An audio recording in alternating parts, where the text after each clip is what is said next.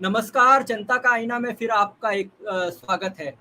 आज हम बात करेंगे, आज बहुत महत्वपूर्ण 4 पिटीशन पेंडिंग थे सुप्रीम कोर्ट में और सुप्रीम कोर्ट ने आज उनको लिस्ट किया था और आज की डेट दी थी। लेकिन आज जब सुप्रीम कोर्ट की वेबसाइट पे देखा गया तो वो पिटीशन वहाँ पर थे ही नहीं।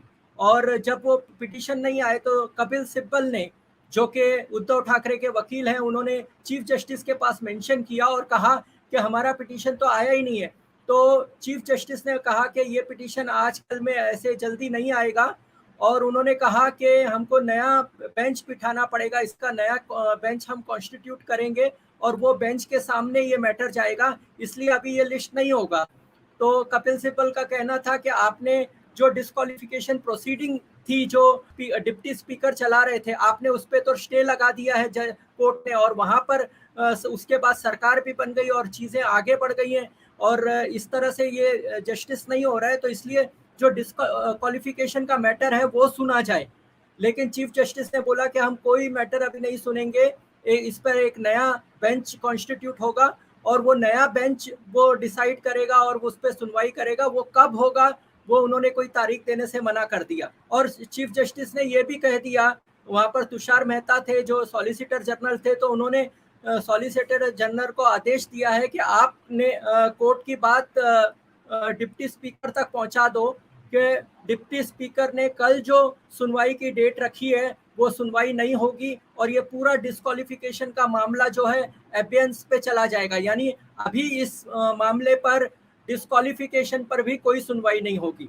तो इसलिए अभी ये मामला कब आएगा, क्या आएगा, ये पता नहीं। और इससे शिंदे सरकार को बहुत बड़ी राहत मिल गई है। शिंदे सरकार जो है वो इंतजार कर रहे थे कि हमारे कभी कैबिनेट बनेगा, पहले ये कोर्ट का क्या होता है, तो उनको बहुत बड़ी राहत मिल गई है। अभी उनके डिस्क्वालिफिकेशन पर कोई सवाल नहीं है जब तक के कोर्ट में सुनवाई नहीं होती है। और ये स्पेशल बेंच बन रहा है तो इसकी सुनवाई लंबी चल सकती है और इसमें बहुत सारे मुद्दे हैं। आज जो सुनवाई होने वाली थी उसमें जो 4 मुख्य मुद्दे थे, मैं आपको बता दूं नक्शल में, कि एक तो ये जो डिस्क्वालिफिकेशन का था, क्योंकि जब जब ये आमदार जो है पूरे जब वहां पर चले गए गुजरात में और उसके बाद गुवाहाटी में, तो जो उद्धव ठाकरे ने एक डिस्क्वालिफिकेशन का नोटिस दिया कि ये हमारे सदस्य हैं और वो हमारे विप के अनुसार नहीं चल रहे हैं, हमारी बैठक में नहीं आए और उन्होंने हमारी बात नहीं मानी, इसलिए इनको डिस्क्वालिफाई किया जाए। उस पर डिप्टी स्पीकर ने एक नोटिस भेजा था इन सब 16 विधायकों को और उनको कहा था कि आप आकर अपनी बात रखिए।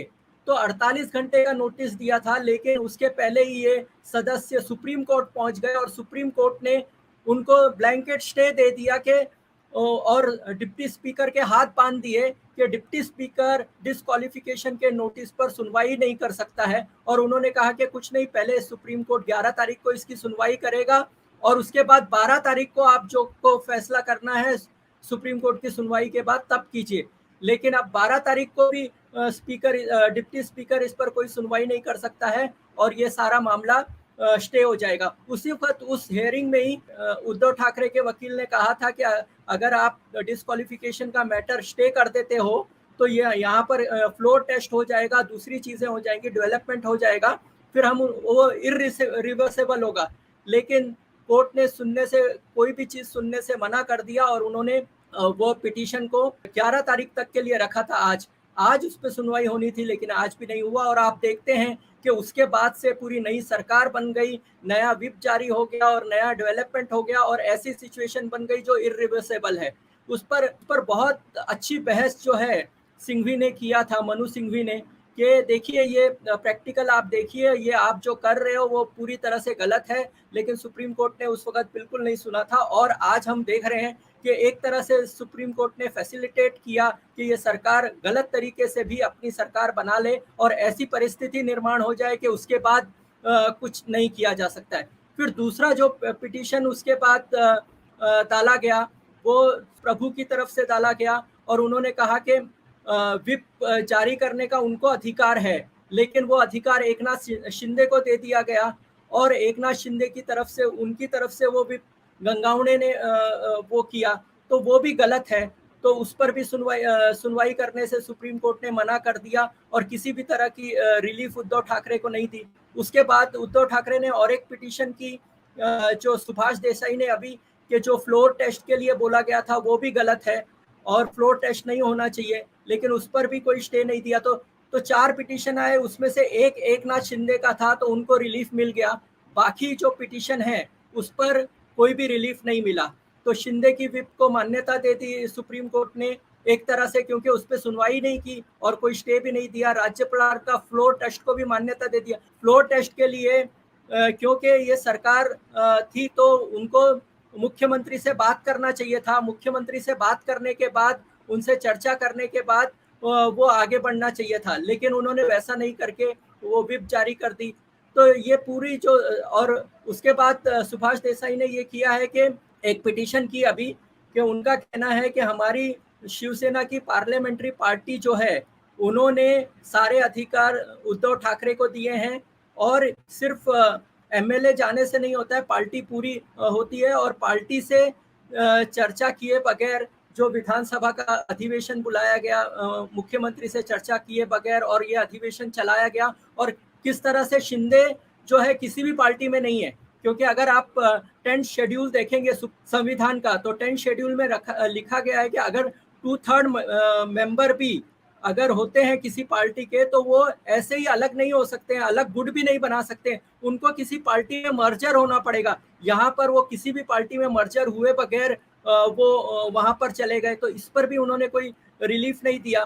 तो 4 पिटीशन आए, उसमें से 3 उद्धव ठाकरे के पिटीशन थे, उस पर कोई भी रिलीफ सुप्रीम कोर्ट ने नहीं दिया। एक पिटीशन शिंदे की तरफ से आया और उस पर तुरंत डिस्क्वालिफिकेशन के लिए रिलीफ दे दिया और ये पूरी सरकार बनाने में सुप्रीम कोर्ट की बहुत बड़ी भूमिका हुई है।